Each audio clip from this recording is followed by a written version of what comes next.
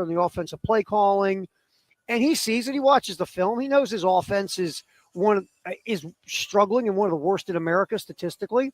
But that's where you got to take a breath and just ready. I'll help you. Jack, we evaluate everything every day, all the time. Nothing's off the table when you're struggling like this.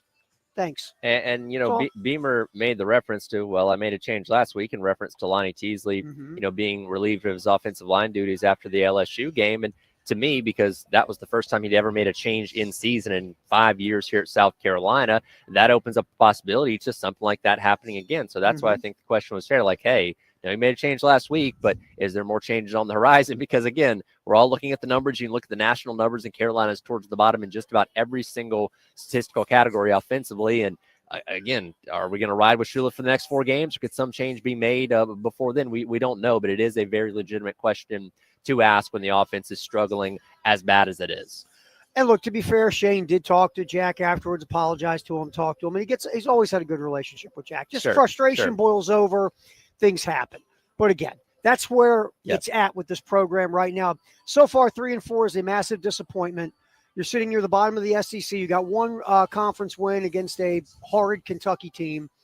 And now you have a stretch here of, Alabama. Ole Miss. Texas A&M. We looked at the schedule in the offseason. We knew this was going to be the toughest part. We didn't necessarily know where these teams are going to be ranked at this point in time, but we thought there was a good chance that South Carolina could get through the first 7 games with maybe around 5 wins and set yourself up in a good spot to still be able to navigate this back half of the schedule and hopefully keep yourself in playoff contention. As of right now, we're looking at this saying, gosh, I hope they can find 3 more wins and just go to a bowl game. It doesn't matter if that's in, the Gasparilla Bowl, the Birmingham Bowl, or the Bahamas Bowl. At this point, we'll take anything we can get. Right, and when you – this thing feels like, and I've talked about this week, and you've talked about it on your shows, and we've all on the station. To me, this feels like Tennessee Week 2022 again. Very similar. It is gloom and doom. How you going to get 3 wins to get to a bowl game? Besides Coastal Carolina, are you going to win another game this year? You got whooped decisively, just like in Gainesville that year. Yep. And everybody pretty much threw up their hands and said, "Oh, this is ugly." Nobody in the media picked South Carolina to beat Tennessee that week. Just like nobody in the media picked South Carolina to beat Alabama this week that I know of. Right. And what did South Carolina do that night at Williams-Brice against one of the hottest teams in America? They did something that I think a lot of us still can't fully process at this point, because that was so – they hadn't scored 6 points all season on offense, and they scored them all on that night. So similar kind of vibes here. And for whatever reason, this is where you got to give Coach Beamer credit. For whatever reason, when people doubt them the most, when people are down on them the most, that's when they go out there and pull out their best performances. And that's what we have to hope for happens today. Can I throw something at you, and we'll get back? I'm just veering a little bit off our path. Sure. Watching Shane's 5 years, and there's been good moments, and there's been okay moments, and not so good moments, and things of that nature. I feel like that this program is more comfortable when they're the hunter, when it's us against them, when no one believes in us. And some coaches and some programs are comfortable like that more than when everybody's expecting something from you and you're a big dog. And Shane doesn't push expectation away. He invites it, but it feels like they are more comfortable when no one believes in them and they can truly do the us against the world rally mentality. Yeah, when they finally shut the spotlight off, that's when they seem to do their best. Because, again, we spent the entire offseason hyping them up, and rightfully so. Last year was a special season, and you're being put on lists and projections and all this kind of stuff, being talked about as a playoff team, sellers in the Heisman conversation. It was a lot of fun to talk about. Certainly the funnest offseason I've been a part of so far. But, yeah, you've come out of the gate and not done what you need to do through the first 7 games. So there you go. There's your doubt. There's everybody looking at you saying you suck and you're terrible. Go out there and prove them wrong. That's where it's at right now for South Carolina. Okay, weather today, I mean, man, this is awful, Tyler. 68 degrees at kickoff, 0% precipitation. Right now, we're going to have sunshine all day. Skies will be clear for a 3:30 kick. So weather will not be a factor. Yeah, this is a perfect fall day. It took us a little bit longer to get to this point, but we're finally here. And, yeah, you can't – it's a Chamber of Commerce day, as they like to say. And for the people that are coming out today, hopefully they have a good time and can enjoy the weather. And what we should be getting into the nightfall by the end of this game. So bring a jacket because it might be a little bit chilly by that fourth quarter. All right, the Gamecocks are pretty healthy. I mean, losing your starting right tackle for the year stinks. But besides that, when you're looking at going into your 8th game of the season, this is as healthy as you can hope to be on all sides of the ball. Yeah, I know Beamer mentioned it the other day. This is the healthiest they've been since, I think he said, the Missouri game, but really, quite frankly, the healthiest they've been the entire year, one of the healthiest times they've been of his entire tenure here at South Carolina so far. So that's really good, especially for the offensive line. You're going to have all hands on deck with the exception of Case Henry, but as we've talked about, True Babalade, very good right tackle as well, so not a ton of drop-off when you have him at that spot. So, yeah, hopefully that helps for, again, a game that's going to be an uphill battle for you.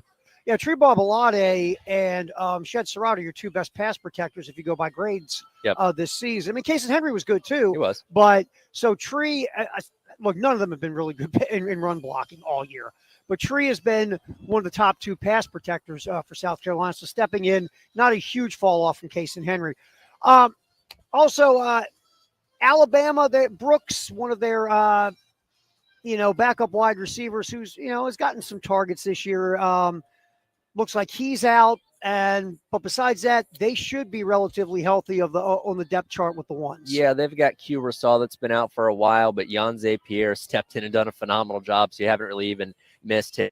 So yeah, the injuries they do have, I don't think they're going to have too much of an effect on them today. All right, real quick, and we forgot to introduce Dave Adair, who's back in Mission Control, Captain punching Dave. the buttons. How rude of you, Tyler, not to remind sorry. me. Yeah, I'm so sorry. sorry. What is wrong with you? And unfortunately, because this is a home game, Dave's got to hang out by himself today, so we apologize, Dave. All right, Captain Dave, our buddy Corey Parson. Corey works for everyone. Is it BetMGM? Yep, BetMGM. BetMGM. Corey, who's our gambling expert, who hits in with Tyler on Fridays at 10 a.m. on the Extra Point. Here's Corey's breakdown from the wagering perspective of South Carolina, Alabama. Hit it, Dave. Yeah, that's what it looks like. Carolina historically has played Alabama well last couple of go-arounds. So it should be a close game. It should be, a game that Carolina can cover if they can protect the football and kind of limit their turnovers and some of their bad, mental type errors. So that's really what you expect to see from Carolina. Alabama more than likely wins the game. I wouldn't lay the number with Bama. I think Carolina is the right side on this one. So basically, Corey's picking Bama to win, but Carolina to cover. Is that the way it works? Yeah, and looking at the latest number here from ESPN Bet, it's down to 11.5. Start off the week at 13.5. We've talked about this so much this week. This is such a classic letdown spot for a team like Bama. As good as they are and as great as their players are, they've had 4 straight games against ranked opponents. All those games have pretty much been 4-quarter fights. I know they were able to pull away from Tennessee and Vanderbilt in the late stages there, but there's really no let up in those games for the most part. They've got a bye coming up next week. They've got 2 more ranked opponents after that. Like, this is the classic. We're overlooking South Carolina. We're going to go out there and kind of sleepwalk through this one that could benefit the Gamecocks today. And to that point, let's go to the other big stat that we hold or hang our hat on. Kalen DeBoer on the road as a favorite double-digit favorite. Is 6-5. Yes. So somehow he can get up for the biggest games, home or road, but when he has these lesser opponents in their venue, that's when he struggles. It happened last year against Oklahoma. Happened last year against Vanderbilt. Happened in the bowl game against Michigan. Yep. You're hoping it happens today at Williams-Brice. You certainly hope so. And again, he's gone out there and won 2 very impressive road games in recent weeks against Missouri and Georgia. Of course, those are 2 very highly ranked teams, both undefeated going into that game. So different story when you're taking on a 3-4 South Carolina team that's fledgling a little bit, where, again, for whatever reason, this is when he seems to stumble. All right, we'll jump back here. Gamecocks Game Day, sponsored by LexMed Ortho. We're at Jay's Corner, right across from Williams-Brice. Phenomenal menu. Come here, eat. Head to Williams-Brice, or come here, eat, and watch the game. We'll get back in here. A very short rewind as we look back at last week's loss to Oklahoma, and we'll get a little brew this morning from former Gamecock Ryan Brewer, his thoughts on the Gamecocks. It's coming up next. Gamecocks Game Day with Tyler, Terry, Thomas, Carlton, Dave. We're rolling this sucker till 12:30 on the game.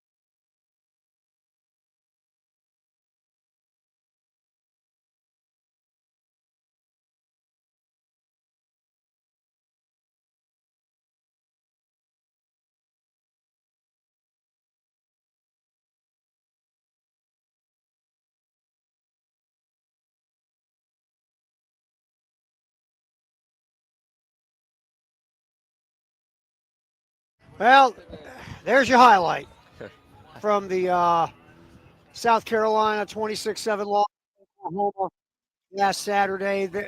Look, just being real, the highlight the phase on 36-yard run, the Swain punt return. That was really it. South Carolina, I mean, what?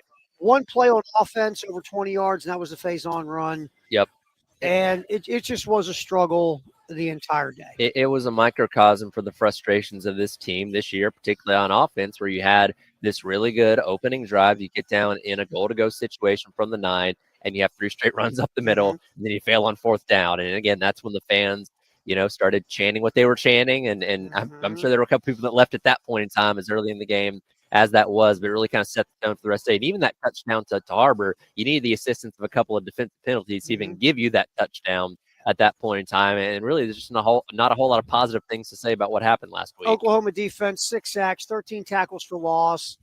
It just was rough. The other flip side of this, too, as we always focus on the offense, I mean, the defense tried to hang in there, but the defense gave up 171 yards rushing at 4.3 yards a carry to a bad run offense. Yeah. And LSU got a little bit on the ground, too, the week before, and that's not a good run offense either. So as we focus on the offense so much, the defense the last 2 weeks has let not very good run teams run on them. By the way, Alabama's 13th in rushing yards They're not in a the good run SEC. team So either. I'm hoping that trend does not continue today, but it does seem to kind of be moving in that direction. But yeah, last week was legitimately maybe not the worst, because that Florida game in 22 is pretty bad, but one of the worst performances that the team has had in the Beamer era. All right, so now we move on from. Let's give Jaden Sellers some love. We got to find a positive piece here. Lenore Sellers' brother Jaden stepped up because Brian Rowe was suspended for a game for breaking team rules. Jaden Sellers, 6 grabs for 57 yards. He showed a little something in this game where Brian Rowe's back this week, and I think Brian Rowe can be a really good player at wide receiver. But Sellers did show you a little something as he stepped in for Rowe and did make some type of impact. Yeah, I think he got a carry at one point that got him involved in the running game a little bit. So yeah, it was good to see him step up. And he's, again, among that core of guys that came in as freshmen that we knew were going to potentially make an impact. And Brian Rowe has kind of stepped up and been the leader of that group. Donovan Murph's had some good moments, but nice to see Sellers, when his number got called last week, did do well. Let's grab some brew real quick. We tracked down former Gamecock Ryan Brewer on the golf course this week. Okay. Yeah, he was in the middle of golfing in some tournament and tracked him down and got him on the phone as he was swinging the sticks. So let's get a little brew. Our buddy, former Gamecock Ryan Brewer, right now on Gamecocks Game Day. We're live from Jay's Corner, sponsored by LexMed Ortho.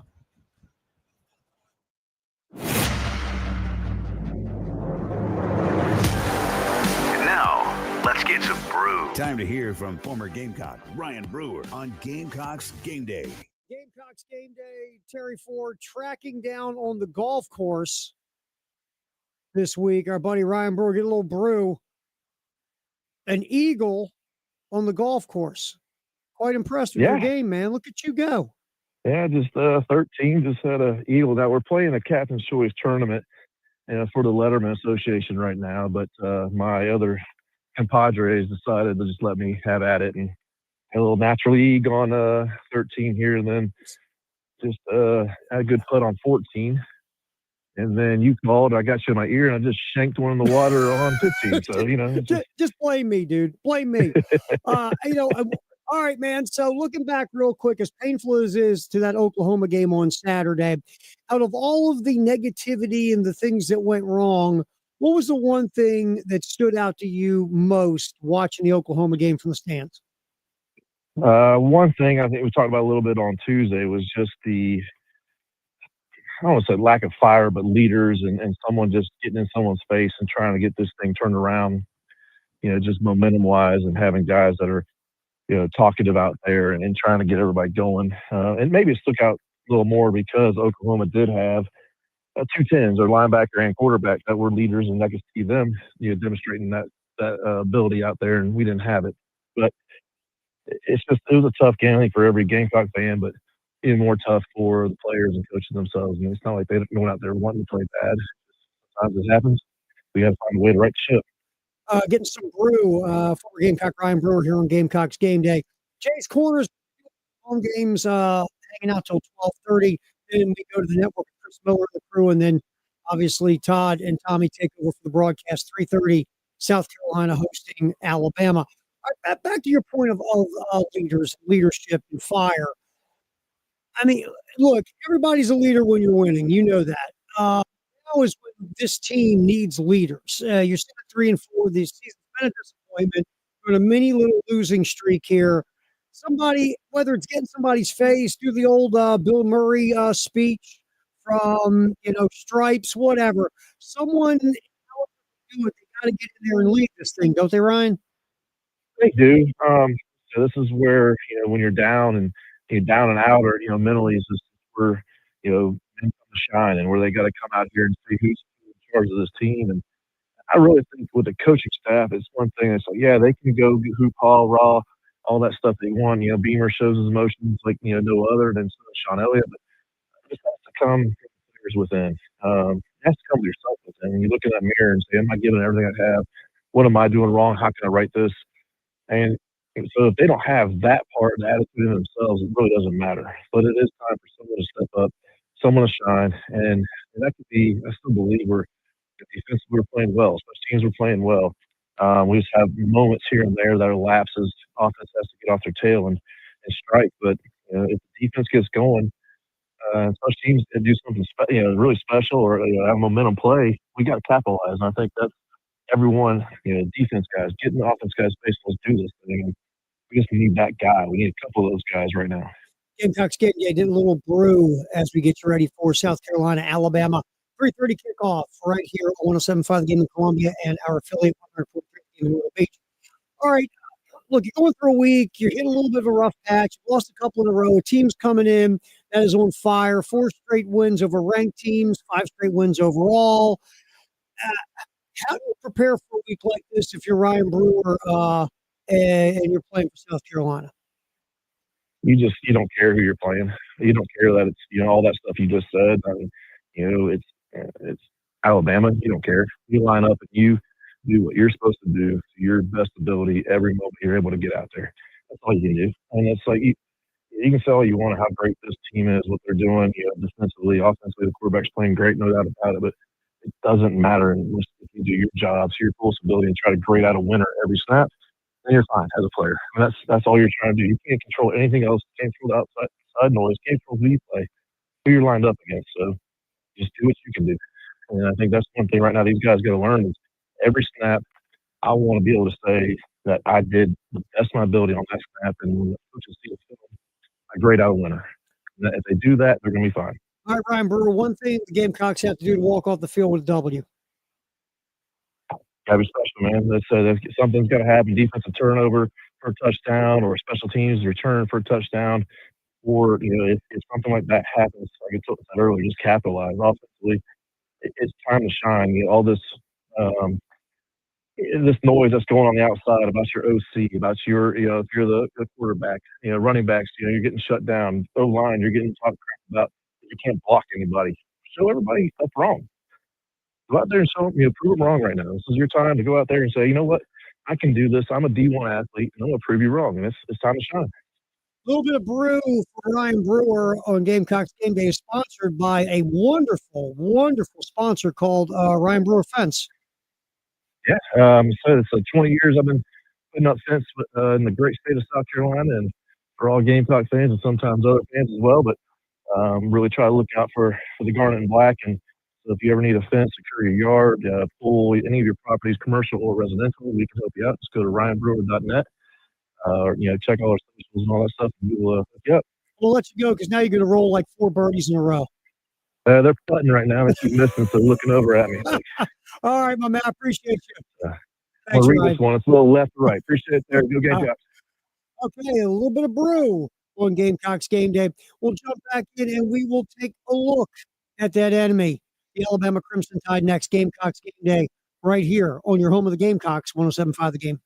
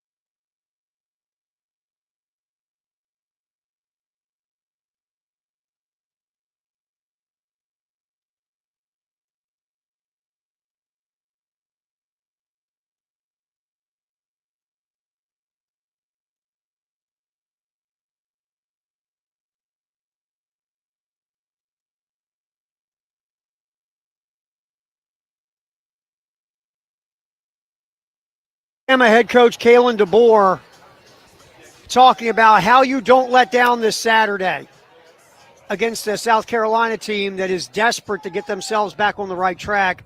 And you have been rolling. You haven't lost since your first game. You've beaten 4 ranked teams in a row. A lot of people are looking at this as a danger trap spot possibly for Alabama, and because also of Kalen DeBoer's track record of having a lot of trouble in these type of games. Double-digit favorite on the road. And Florida State was double-digit favorite on the road. Yeah. So here's my thing with this, Tyler. First of all, focusing on Alabama. What they've done in week 1, I think they walked on the field laughing and giggling, thinking, no, this was a 2-10 team last year. We're just going to come here and smack the taste out of their mouth real quick. We'll all be sitting around the kegger by halftime. Yep. Florida State had other plans, and they physically beat up Alabama. And they ran for, 276 yards on the ground, and Alabama was basically laying in the fetal position all game. Yep. I talked to Conrad Van Order yesterday on the post-game show from Jocks FM in Birmingham. I said, Conrad, what happened? I go, did you give him a pep talk? And he was like, DeBoer got tougher. Because remember, the one thing we've heard about since Caleb DeBoer took over, it's not as intense like when Nick was here, and it's not as old school when Nick was here, and it's not this or that since Nick was here. And you remember the players and the coaches doing push-ups together and giggling, and everybody's available to the media, and it's all laughy. Sure. Well, after that loss, they say DeBoer got a little old school. Yeah. And since then, they haven't lost again. They ratcheted up the accountability, the toughness. They went Nick a little bit.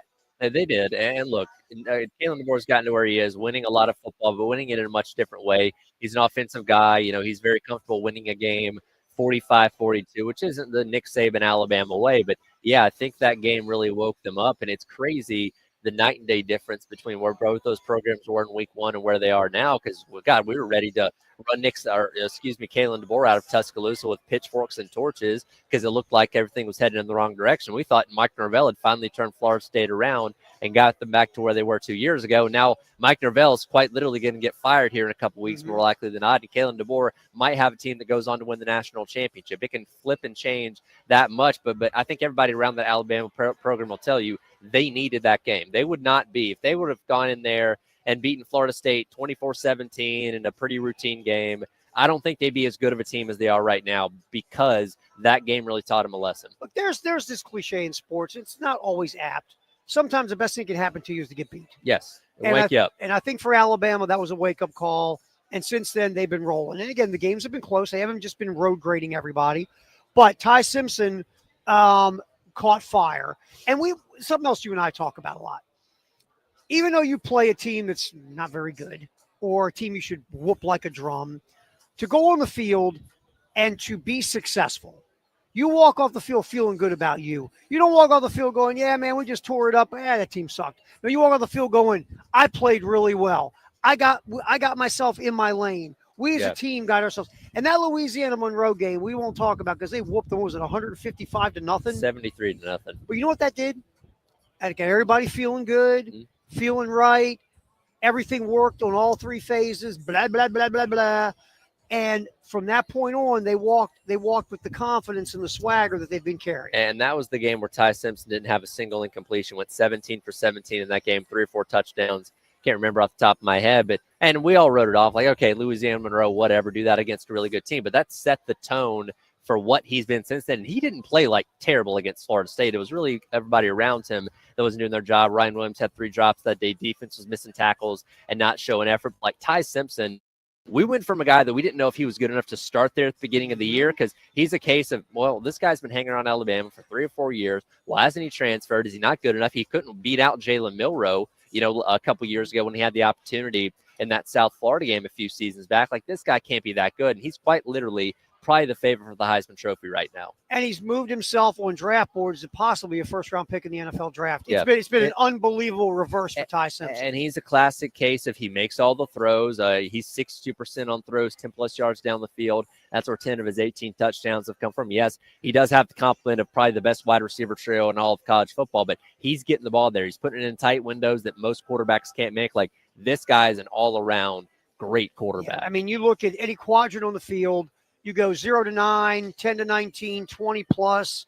He's killing it everywhere. He's had one pick all year, only I think 5 turnover-worthy plays all season. Simpson's been phenomenal.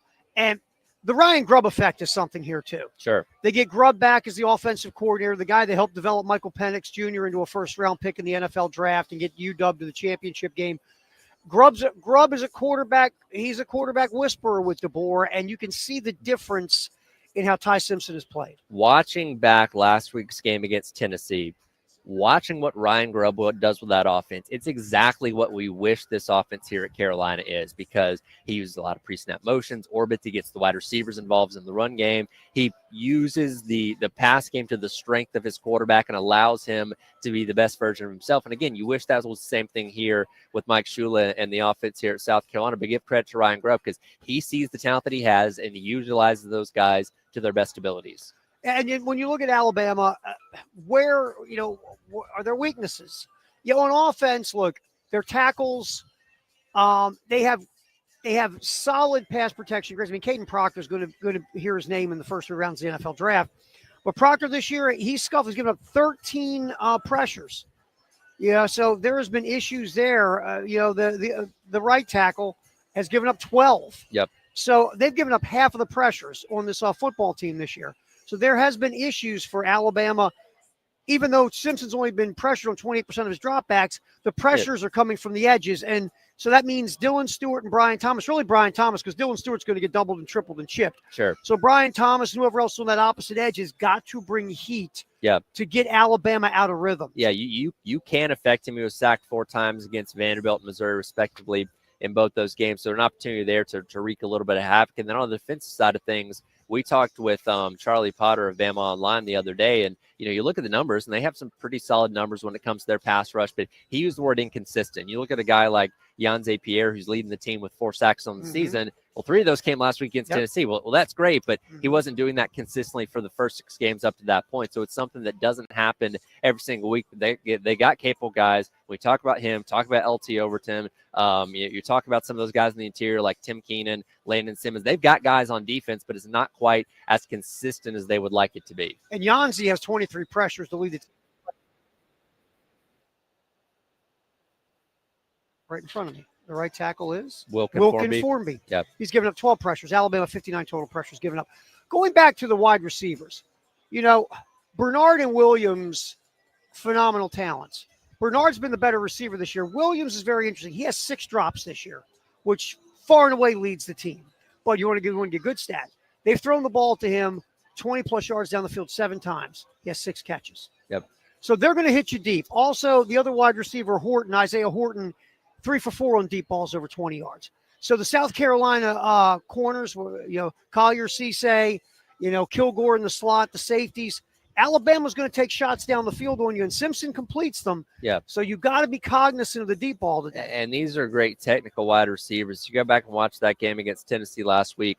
Isaiah Horton got the first touchdown. He had a phenomenal double move that put himself out in space to get past the defender there for Tennessee. So these guys are going to be a handful. And again, we look at the defensive secondary for South Carolina as one of the strengths of this team. It's going to be tested this week like it hasn't been tested all season. All right, another thing, too, coverage-wise, there are plays to be made against Alabama defensively. Mm-hmm. There are. Alabama, this is not the LSU or Oklahoma defense. It's a defense that really, to be fair, has been good but hasn't played up to its talent level. Coverage-wise for the Crimson Tide, there are some guys here. Damani Jackson, the starting corner. Deshaun Jones, the starting nickel, I believe. Both have coverage grades in the 60s. Ready for this? Combined, quarterbacks are 19 or 25 against them for 212 yards and 2 touchdowns. But there are guys to stay away from. The other corners are good, and the safety, the freshman Lee, can play well in coverage. But there are plays to be made against this team. There are, but they don't let you have explosive pass plays. They're the second in the SEC, only allowing 11 explosive pass plays so far this year. So you have to get it in small doses. Got to be patient. When it comes to Carolina's pass game being successful this year, it's mainly come through the explosives, which is going to be hard today. And we'll get into, an idea for the pass game maybe for South Carolina. We'll get into that in the next segment. Sure. All right, for South Carolina, real quick, Dave, on yesterday's cool little Vox Pro machine we have there, Charlie Potter from Bama Online was on with the crew from Gamecock Central. And we've been talking about this thing about Kalen DeBoer as a road favorite and how it's mind-numbing the struggles of Kalen DeBoer as a road favorite as a head coach. Cut 2, Dave. Charlie Potter from Bama Online talking about DeBoer's struggles when his teams are road favorites. Hit it. Yeah, if it's not on their mind, it's been asked a bunch in press conferences because this was kind of the model for the game that they struggled with last year. Because you mentioned Oklahoma, you mentioned Vandy, but the bowl game against Michigan, Michigan was a depleted team, and that was a game away from Tuscaloosa, and Alabama lost that one in Tampa. So this is kind of the stain on last year's season. This is where this team kind of fell short. And you look at Alabama right now, they've played 4 straight ranked teams. So they've went through a gauntlet. The good news is they don't have a team to overlook next week. They have a bye week next week. And Kalen DeBoer and these players have said all the right things. They have been adamant that they are still in a tough stretch. They're not out of that yet. They're including South Carolina in it. And I think they know, too, something that helps is South Carolina played Alabama really tough last year in Tuscaloosa. They know how dangerous Lenora Sellers can be. So this is a situation where South Carolina's not going to sneak up on them by any stretch of the imagination. I do think that they don't need to look at like the box score or some of these final scores from the games. But I think overall they're working to not let this one kind of slip away. They're saying all the right things. They've talked about complacency, all that. So right now this team seems super locked in, but I think this is kind of, when talking about like this year's team compared to last year's team, this is almost that final hurdle for fans to kind of get over last year. If they can go into Columbia, win this game, and not let it slip away like they did a couple games last year, I think this fan base is going to breathe a really big sigh of relief. All right, real quick. After this, LSU goes to Tuscaloosa. Yep. Then Oklahoma goes to Tuscaloosa. By the way, Kalen DeBoer has never lost a home game with a crowd. One of my favorite sets. 83-0. Yep. Crazy. Then Eastern Illinois goes to Alabama, but it's a home game. The last kryptonite type game, if Alabama survives today, on the Plains. And given the state of where Auburn is right now, you think that'd be a layup. And anytime you go on the Plains of Jordan Hare, that's always tricky. And God knows if Hugh Freeze is even going to be the coach at that point in time. I know. All right, we'll get back in here. We'll take a look at the good guys, the South Carolina Gamecocks, next on Gamecocks Game Day. We are live at Jay's Corner right across from Williams-Brice. I'm telling you now, the Captain Crunch chicken tenders.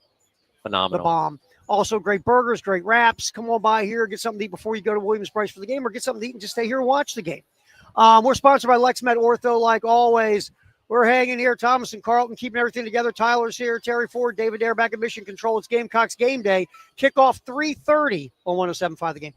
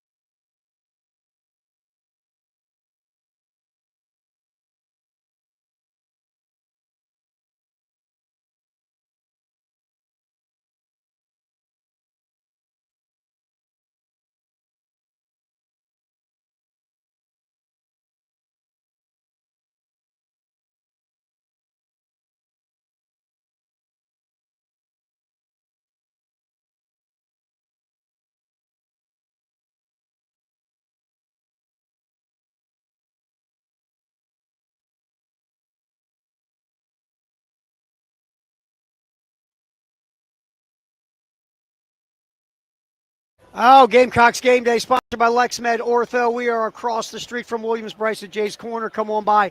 A huge stock of beverages, too, Tyler, to get you ready for the game. Also, great menu. Burgers, wraps. Again, Captain Crunch chicken tenders. Come hang out. We'll be here till 12:30. Then Chris Miller and the crew, the network pregame will take over. 3:30, Todd and Tommy on the call. South Carolina hosting Alabama at Williams-Brice. All right, talking Gamecocks. All right, let's start offensively.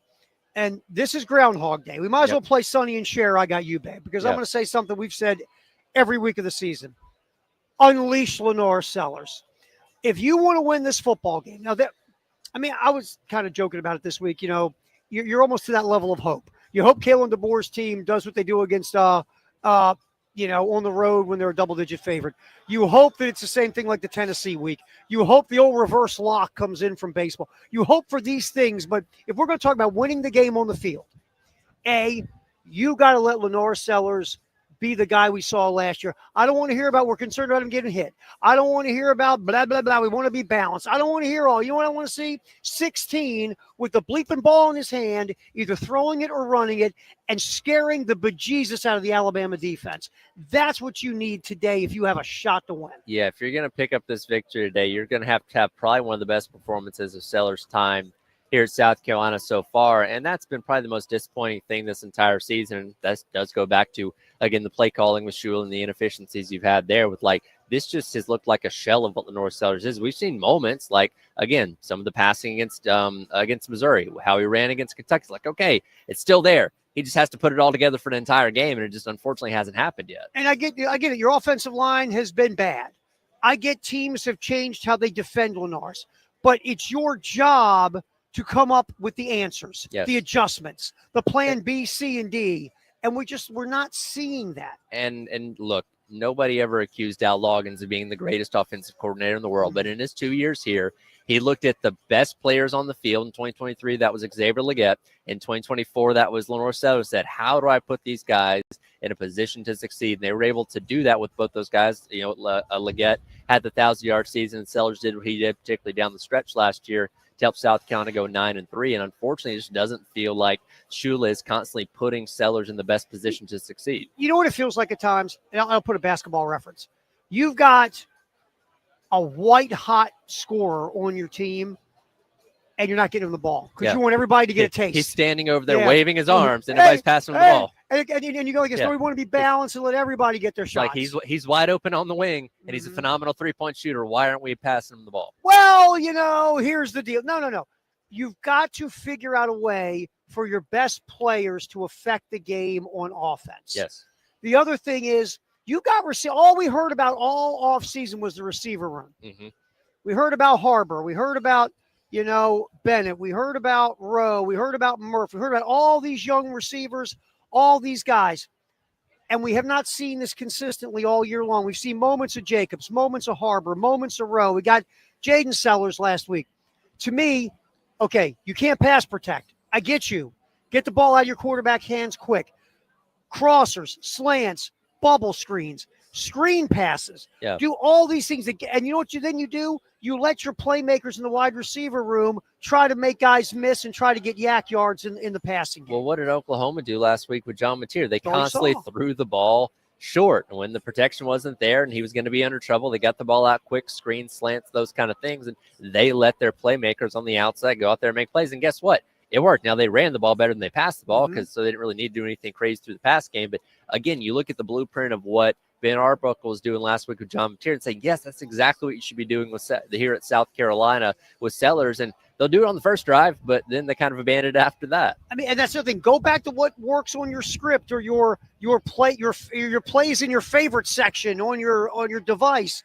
Go back to them. Don't just run them in the first couple drives. Go back to what works. Listen, my play calling extends only to video games and college football 25, but I know when I have a play that works really well, I keep using those things throughout the game to try and help myself win, and it just is unbelievable to me that Mike Shula does not seem to want to do that with his scripted plays. I'm not even going to the next level stuff where I run something in the first quarter to set up something in the third quarter. Forget all that. Sure. Just go back to the stuff that works and keep running it until they stop it. Yeah. And maybe if you get the ball out quick to your receivers and let them make plays, that might loosen up the front two levels of the defense. And maybe you can run the ball because now you've spread them out and the passing game is working. And really the passing game is working as a run game. If you get the ball out quick to a Brian Rowe and he wiggles for 7 or 8 yards, now you're at 2nd and 2. Yeah.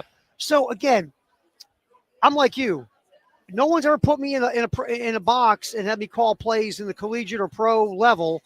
But just from a standpoint of watching way too much of this and talking to way too many people who have done it on a high level, some of these things are a head scratcher, like Jay said all week, puzzling. Yeah, I almost wonder, you mentioned being in the box. Would it benefit from being up in the box to where maybe he sees the game a little bit differently? I was thinking about that last week. Is there too much, especially if you're struggling, is there too much going on that sideline? Maybe put him up in the box. Now, I think quarterback coaches should be on the sideline. Sure. And he was a quarterback coach. He was. But coordinators, sometimes it's better to get up in the box where there's no noise and you can focus. Because if you've ever watched a football game from a field level, you have no depth perception. You can't see you can't see how far away guys are from each other or the distance on the field. It's supposed to be in the box where you have kind of that all 22 view that I imagine for an offensive coordinator like Dow Loggins did when he was here, it's got to be the perfect view of a game. So I almost wonder if putting him up top may not, because at this point, why not? Give it a shot, right? Well, what the heck? Put him anywhere. Exactly. I don't care. Put him in the car with Kirk Herbstreit and the dog. I don't even care at this point. Yeah, why Just not? figure out something here to get this offense going. Again, rollouts, boots, short passing game. Get the ball out quick. Maybe let the passing game set up the run game. Do things to, again, create havoc and indecision in the Alabama defense because you've got to. Because, again, you just can't line up and play because you do have deficiencies you got to cover up on the offensive line. Defensively, Alabama, they want to throw it. Yep. Their thing is throwing it. And we've seen the last 2 weeks where this defense has given up way too many yards in the run game to below average run teams. And like you said, Alabama is near the bottom of the SEC in yards per game rushing the fall. Jam Miller's a solid back, and he's had a 100-yard season this year, but they are not built to turn around and give the ball to Jam Miller 25 times. That's not what they do. Well, and he's been banged up too, and seems to be pretty healthy coming into this game. But of course he is, Tyler. Why not? Of course he is, yeah. Here's another thing. Very efficient. They're 50% on third down this year. They are the best third down team in the SEC. They are very hard to get off the field. They will control the clock. You're going to have to find a way to, for one, put them in, third and long situations like unfortunately we see with South Carolina a lot. Get yourself off the field and give your offense some kind of chance because, again, this is an Alabama team that does not want to give you the football back. Alabama seems to make every play that they need to make to win the game in all three phases in some way, shape, or form. They just really do. All right, and obviously, again, get heat. The edges are going to be big in this game to get heat because the tackles for Alabama can struggle in pass protection. And somebody needs to be prepared to tackle Caden Proctor because he's probably going to get the ball at some point today. So and he's been sniffing the end zone the past couple of weeks. He's ready to break through. And that's what Alabama's very creative, very creative. The one place where maybe there is an advantage in special teams, Alabama's kicker Connor Talty has struggled this year. He has with consistency. So that might be a thing. But again, Alabama's not a terrible special team. They're not. They do have the worst punting average in the SEC, and they did allow a kickoff return touchdown against Wisconsin. So, again, we talk about those other two phases of the game having to step up because of the way your offense is struggling. The third phase. That third phase, there is an opportunity there for you to take advantage. And let's be real. To win this game also, you need all three phases. This has to be the best complementary football game this team has played. Maybe you need a big special teams play. You need a big turnover. Again, Alabama doesn't give a lot of explosive plays on defense. Maybe you can get Harbor, down the field. You're going to have to make big plays in this game to beat Alabama. You're going to have probably at least 1 to 2 non-offensive scores to win this game. That's asking a lot, but where the offense is, that's just kind of where you're at right now. All right, Gamecocks Game Day. We are live from Jay's Corner right across from Williams. Bryce, again, come knock down something to eat before you go to the game or come here, knock down something to eat and watch the game on all the TVs. Sponsored by LexMed Ortho, like always. We will jump back in here and hear some deep thoughts from our buddy ex-Gamecock Preston Thorne. That is next on Gamecocks Game Day with Thomas and Carlton and Tyler and Terry and Dave and a cast of thousands and millions as we get you ready for kickoff. 12:30, we go to the network pregame, 3:30 kickoff, South Carolina, Alabama on your home of the Gamecocks, 107.5 The Game.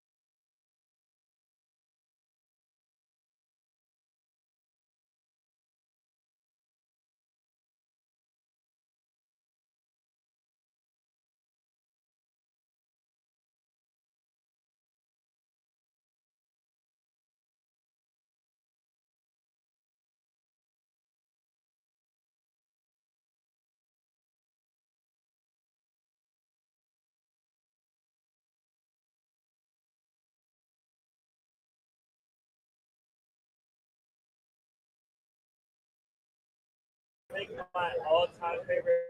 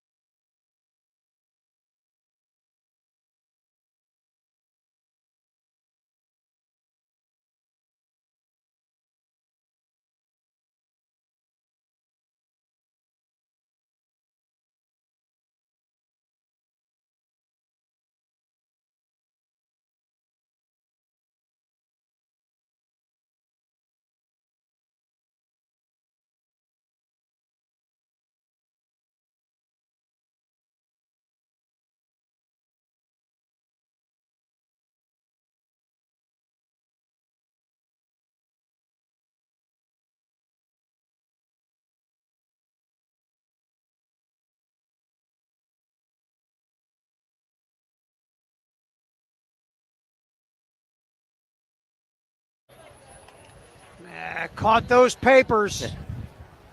Just a little breeze out here at Jay's Corner as we're right across from Williams-Brice, Gamecocks game day.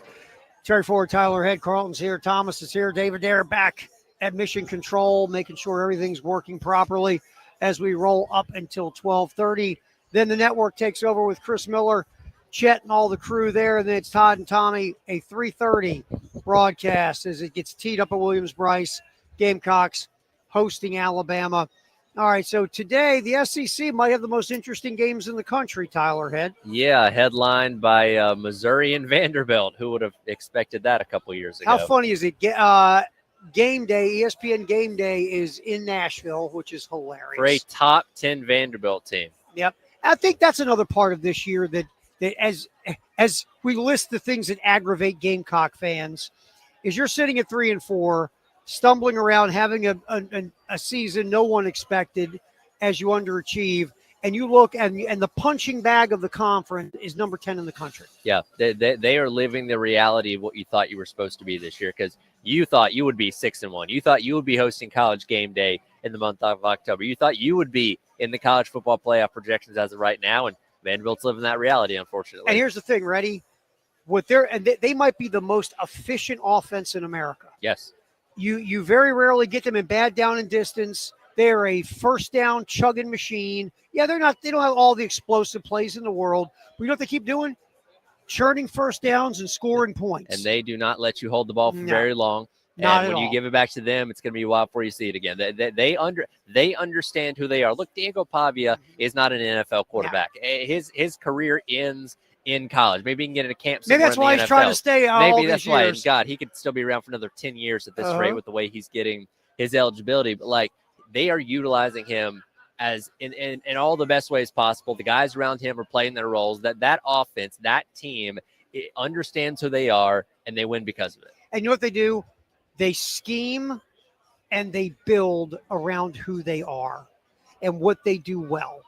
And Vanderbilt, you give them tons of props. I won't lie to you. Nothing. Look, Eli Drinkwitz has grown on me because I'm just very impressed with the job he's done at Missouri. Sure. And they're the better team on paper. But you know what? I'm rooting for Vanderbilt today. I'm not going to lie to you. It's nothing against Drinkwitz in Missouri. I'm loving the story of what's going on in Nashville. I want to see how far it can go, right? And again, they've been the punching bag for so long. And I think outside of Tennessee, nobody really, really hates Vanderbilt. Maybe Diego Pavia rubs you the wrong way, but it's like, dang, they've come this far. Can they actually make it? They've got more ranked games come up, so it's not going to be easy by any means, but can they actually make the college football playoff? Which, again, that makes you feel a whole lot worse for your Gamecock fan, because, like, geez, these guys get there before we did. Exactly. That'd be unbelievable. Exactly. Look, Pavia has come in along with his coaching staff. The entire New Mexico Jerry State Kill, team. Burke, all those guys came in. His favorite weapon, Eli Stowers. Yeah, they all came in together. And the power of Diego Pavia's personality, his leadership, and his will. He walked in there and went, I don't care if you guys have been the doormat of the SEC. Guess what? That stops today. Yeah. Because my butt didn't come here to lose. And you see what's happened to Vanderbilt the last 2 years. Yeah, it's absolutely resonated. By the way, a lot of running the football today between the Vanderbilt offense, what Ahmad Hardy does with Missouri. So if you're a fan of ground and pound, today's the game for you. Well, whichever team can impose their run game wins this game. Sure. They do. All right, Oklahoma hosting Ole Miss. This game's interesting on a bunch of different levels. Obviously, the winner of this game gets a little leg up in the race to get to the college football playoff / SEC championship game. But have you seen Oklahoma's schedule after this game? Yeah. There are losses all over the schedule. You're at home against Ole Miss. It's in your best interest to find a way to win this game over the team, by the way, that's ranked higher than you.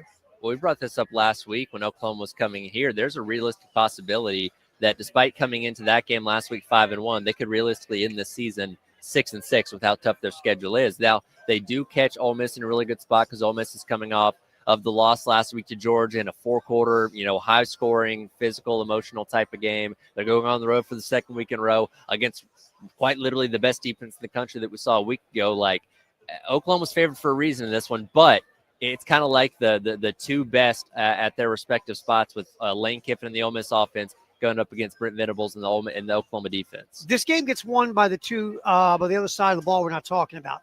Ole Miss's defense, Oklahoma's offense, Mm-hmm. Which one gets over on the other might be the what happens in this game. Because, ready, Ole Miss can't stop the run. You know what Oklahoma can't do? They can't run. Yeah, well, until they came here. Yeah, exactly. So this will be very – I think Ole Miss is the better team. And if Lane Kiffin wants to get to the next level as a program, you got to start winning on the road against good teams consistently. And by the way, he did he had, according to Molly McGrath, he had a meeting with his team to talk about the Florida rumors. I did hear about that, which is something you don't typically hear about. But given how heavy his name is being linked to that job, it makes sense to try and cast out those distractions, because that's a classic case that we see a lot of times. Look at Matt Rule last week with Minnesota when they lost to Minnesota on the road. Literally days after James Franklin gets fired, his name's at the top of the list, and his team went out there and played a very uninspired football game. Lane Kiffin can't let his team do that today, because they go out there and uninspired, they'll get beat by this Oklahoma team. Well, remember a couple years ago when Lane was in the mix for the Auburn gig, they fell apart, and Ole Miss cratered at the end of the year. Yep. All right, so that's an interesting game today. That will be a noon kick on ABC. By the way, the Vandy game, against Missouri. 3:30. That one's 3:30 on ESPN. Other important games in the SEC. LSU is playing for its season. Yes. Kelly might be playing for his job. And I was getting ready to say, Brian Kelly might be playing for his job today in Death Valley, hosting Texas A&M, a night game in Baton Rouge, in Death Valley. We saw it when South Carolina went there a couple weeks ago. It's crazy, it's loud, it's nuts, it's insane, it's criminal. And LSU's not favored, which is LSU's not favored. insane. Here's my thought on this game. I think A&M's the better team, but sometimes when you're desperate and you're scratching and clawing for your life, guess what? I think LSU finds a way tonight. Josh Pate calls it wounded animal mode, and that's exactly where LSU's right now, because here's the thing. You drop to 3 losses in conference play, especially 3 losses late in the season. It's over. You're done. You're cooked. Like, they are quite literally fighting for their playoff lives. And again, if Brian Kelly cannot make the playoff and now his 4th season at LSU, that seat gets really, really warm really, really fast. And I'll say this, they won't care about the buyout. They don't. They will find the money somewhere. Yes, they will. So I think this is the most ready. I never do this. The most important game of Brian Kelly's tenure is tonight. Yeah, without a doubt. That's 7:30 ABC. Tennessee, number 17th ranked team in the country, goes to Kentucky.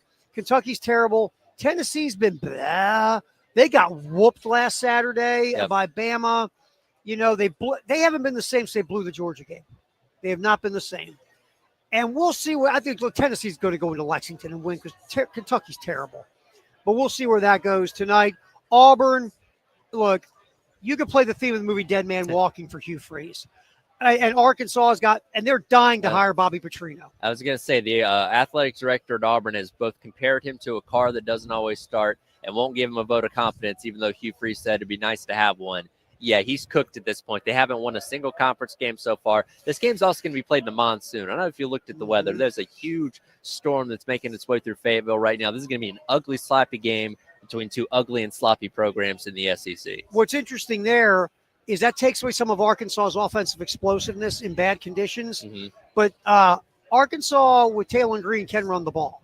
Taylor Green's like the 2nd best quarterback in the SEC. He's just on a bad team. No one has talked about how good Taylor Green is. You know what? Taylor Green is a multi-threat, dual-threat quarterback, and they're using him both running and passing. Wild concept, I know. Interesting. All right, number 22, Texas goes to Mississippi State. Mississippi State's played close games. They're a better team than they were last year. But Texas should go in there and win. I don't know how easy. The Longhorns have been puzzling all season, but they'll find a way to get a W in Starkville. They have to, right? I picked Mississippi State for this Did you, yeah. You wild man? Listen, Texas had to go into Lexington and scratch and claw to beat a terrible Kentucky team. That offense got outgained by almost 300 yards by Kentucky. I know. I don't think Mississippi State should have a problem today. But Mississippi State, and look, anything can happen. When UCLA beats Penn State, anything in this world can happen. If Texas, with their talent, goes into Starkville and gets cowbelled, Sark might decide to look at the NFL. Well, I was going to say, now you have these rumors as well talking about coaches looking elsewhere. If Steve Sarkisian may be looking at the Titans job, and that's something that can cause a distraction for a team like that, you know, you're going on the road. It's a perfect example of a letdown situation. And outside of the SEC, there's no ranked on ranked violence going on that I can see in the top 25. That means we're going to have a chaotic day. Yeah, that means that Indiana loses to UCLA. Hey, you want to talk about the hottest team since firing their coach? UCLA? UCLA, man. Tim Skipper, Jerry Neuheisel, they're cooking. I'm going to tell you, we've seen this interim coach thing this year pop up like last week. Memphis got beat by a bad UAB team with an interim head coach. So these things are – look, this is a kooky year. And it's a weird – all these things are weird and kooky. So we'll see what happens in the top 25. But the big games, obviously, around the nation are in the SEC today. All right, Gamecocks Game Day. We are live from Jay's Corner right across from Williams Bryce. Come on out, grab something to eat. Whether you're going to the game or come get something to eat and just watch the game. You know, Tyler's been grabbing French fries from this other table during breaks, and they haven't caught you yet. Not yet. You're pretty slick. Yeah. I'm going to give you credit, man. But now you've given away my secret. Yeah, it's true. My bad.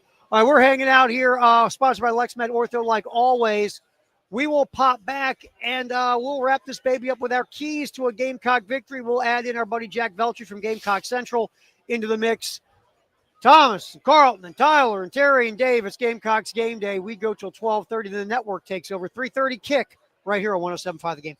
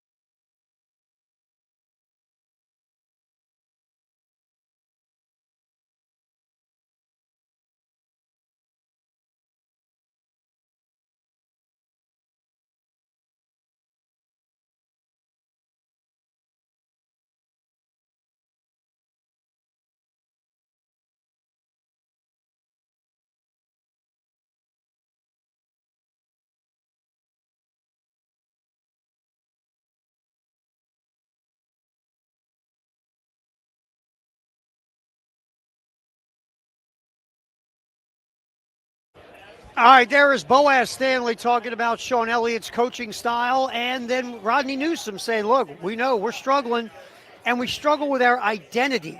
We're going to get to all that in a minute. First of all, Gamecocks game day. Terry Ford, Tyler Head, Carlton Thomas, David Ayer back at the studio, punching the buttons. We are at Jay's Corner, sponsored by LexMed Ortho as well. We go to the SEC report next. Then bottom of the hour, Chris Miller and the network folks take over with their version of the pregame. Then 3:30 kickoff, South Carolina, Alabama, Todd and Tommy on the call. We're bringing our buddy, that rabble-rousing troublemaker, Jack Veltri from Gamecock Central. All right, don't say anything to make anybody mad today, Veltri. Yeah, guys, I'm on my villain arc, so I guess somebody's got to be the bad cop around here. So. I was gonna say, if things go sideways today, you're gonna be the last face that Beamer wants to see in the post-game presser. Hey, you know how David Cloninger from Post Courier gets the first question. Yeah. Jack gets the last question. Yeah, probably so. Yeah, don't even give me a question at that point. All right, guys, let's circle back to the sound we just heard. I want to start with Rodney Newsom real quick, because I think that's the most interesting cut of the two, or the cuts. Newsom talking about, they know they're struggling because, again, they watch the film, they played the games, they know they don't need social media to tell them that they're not a good offensive line. But two, what really got me was struggling with identity. And does that go to a bigger picture of the offense in general? Because, again, your offensive line is where everything starts and stops. And if you're struggling with what your identity is on the offensive line, doesn't that mean you're struggling, Jack, with the identity of your whole offense? Yeah, I honestly do think, because look, your O-line plays a huge role in what you're trying to do. And if you can't block up front, you're not going to have success. And I'm not going to lie, guys. I think everyone feels this way. I was kind of concerned when I heard that from Rodney Newsom, and then you hear the other. It wasn't just a one-off thing. The other guys were feeling the same way. Like, yeah, they're struggling to find their identity right now. So, look, it's week 9, and we got 5 games left to go, and that's what you're saying. That does not give me much confidence, but you kind of just hope today works and everything kind of just clicks. Well, and that's the unfortunate thing. And look, it was the right move to move on from Lonnie Teasley and put Sean Elliott in that role. And we did see an improvement last week where he cut down on the pre-snap penalties, which is obviously going to be a big key of not doing those same kind of things coming up today. But how much can you really change in a few short weeks when you're already halfway through the season? I think is the biggest question. If nothing else, maybe Sean Elliott's intensity, as Boaz Stanley was alluding to in that clip a moment ago, can help them on the field a little bit. But even that is only a small percentage of a larger issue that you have with this offensive line. Yeah, I just don't know. Like you hit the nail on the head there, Tyler. How much can you really change in a few weeks now? Let's give the positive outlook on it. You are 2 weeks into this now, and you're pretty much, besides Case and Henry, you should be fully healthy on the offensive line today. So you're going to have your guys back out there today. I know not many fans are very fond of Boaz Stanley and the blocking he's done, but maybe that means Nolan Hayes, the last few weeks, who started at center against Missouri, will be back out there today, starting on the offensive line. That's going to be very interesting to see what that competition looks like up front now that pretty much everyone except Case is healthy. And hopefully that leads to some better results, because there has been some good moments with this blocking. Again, you don't run for nearly 200 yards in back-to-back games without some semblance of blocking up front. But can you protect the quarterback longer? Because Sellers is getting hit way too often. Jack Veltri with us from Gamecock Central as we get to our keys to the game here on Gamecocks Game Day. Live at Jay's Corner, right across from Williams Bryce, sponsored by LexMed Ortho. Jack, that goes to the bigger point of this offense. And it's just interesting. We hear it almost every week. Well, we don't want Lenars to get hit 20 times a game. Well, we don't want Lenars to get hit a lot. Last time I checked, fellas, it's a collision sport. And when your quarterback has the ball, people want to tackle him. And when you've got a special talent like this, you don't want anybody to get hurt. I understand that. But at some point, I almost feel like, Jack, saying it all the time puts it in everybody's head. And I know that, most college football programs, especially in today's world, the drop-off from the start of the backup is huge. I get it. But at some point, we got to stop talking about that and just let Lennar Sellers go play ball, because I feel like that feels like a mission statement around the program. And I don't know, does that make Lenore's play more tentative? Does it make you call games more tentative? It's just, look, he is a talent, and you got to let a talent run and do the things that he can do. And I'll add one more thing to that, Terry. Last time I checked, South Carolina's not preparing for the NFL draft. They're preparing to win games, right? Lenore's is not declared yet, right? So until that moment comes where he declares and he can focus on the draft, he is a South Carolina starting quarterback. And if he's out there on the field, you expect there to be no restrictions on what he can and can't do.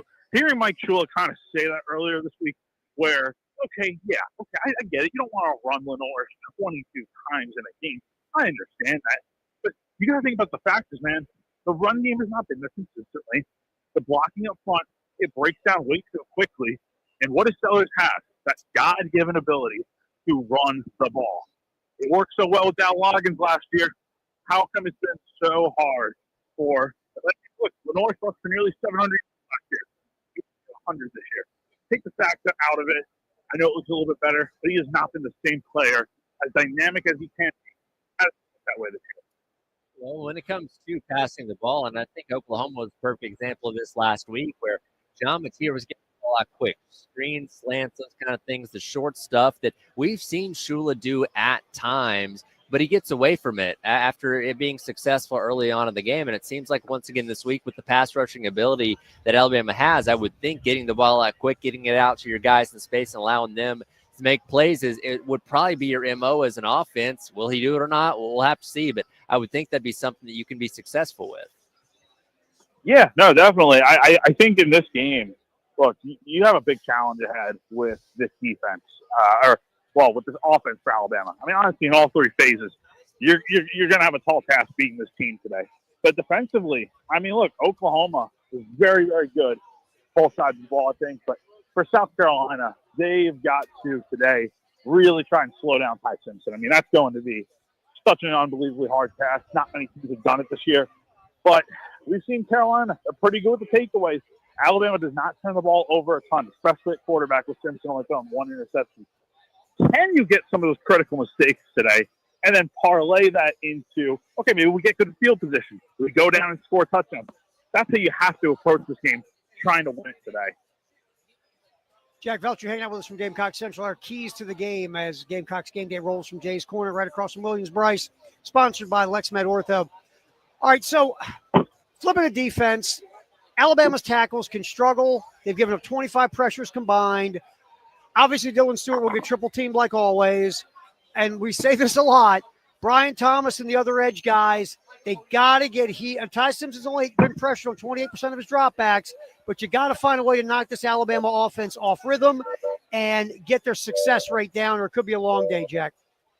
No, it definitely could be a long day. And if you're South Carolina in this game, you really do need to find a way to get pressure on that quarterback. I mean, it's imperative. You know, so much of the talk is about, okay, we need to stop the run first in this game. And that's usually how teams approach it. But if I'm South Carolina, I'm trying to take away the pass as much as possible because that's how Alabama typically beats teams. Yeah, they can run the football decently well, but their passing attack is their bread and butter, and that is the key today to stopping them and in trying to be successful on defense. Talk about the third phase of the game real quick. Bakari Swain, a couple good punt returns last week, put South Carolina at midfield. Unfortunately, could only capitalize on one of those. But shortening the field for your offense that's already struggling is going to be a big key today when it comes to the return game as well. Absolutely. Bakari had the hand injury last week where he broke his finger, had to get surgery, played a few days later.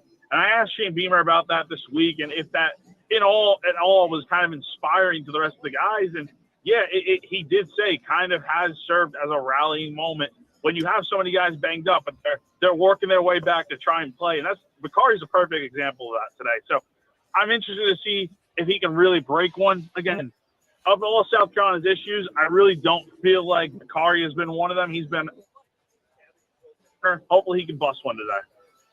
All right, Jack, last thing for you, my friend, our buddy Jack Velcher, Gamecock Central. We do our keys to the game here on Gamecocks Game Day. This feels like the week after that Florida loss in the swamp in 2022. Everybody seems like they've given up. South Carolina's got no chance against this Alabama machine. Forget it. Nobody's picking South Carolina, just like that Tennessee week. And, of course, we saw what happened as South Carolina put a 60-some burger on the Volunteers. Shane's teams always seem to play better when it feels like everybody's lost hope. Does it feel like that to you this week? Not to say South Carolina's going to win, Jack, but do you feel like we've got that gloom and doom like that Tennessee week after the Florida loss? I've said it a ton of times this week that it does feel like that, Terry. I think we're on the same wavelength with that. But, guys, this ain't 2022. This is 2025 South Carolina. And last time I checked, guys, the offense has not figured it out. Now, to be fair, the offense in 2022 only scored – well, the offense didn't score any points against Florida because it was a special teams touchdown. The point is, it's kind of the same situation, but I just don't see it. Unless something crazy happens today, I don't see it. So, and the spoiler, I'm picking Alabama to win this game. Once again, Jack Veltri causing trouble. Oh, hey, my man, we appreciate you, Jack Veltri. Have a good time. Enjoy the game. We'll see you in the press box. We'll save some food. All right, guys. Take it easy. I'll see you there. See you, man. That's Jack Veltri from Gamecock Central. What do you got for today? Unfortunately, Alabama 31-14. I just don't think Carolina can overcome them. I went 31-19. Carolina covers, but I think Alabama wins. This offense has shown me nothing to make me feel confident. Hope we're wrong. I haven't picked against South Carolina all year. I figure I'll reverse lock, All and right. maybe this will lead to a victory if I pick against them. We'll see. Thank you, Thomas. Thank you. Also, Tyler Head. Everyone involved. David Dare. We have been hanging here, doing our thing. Yep.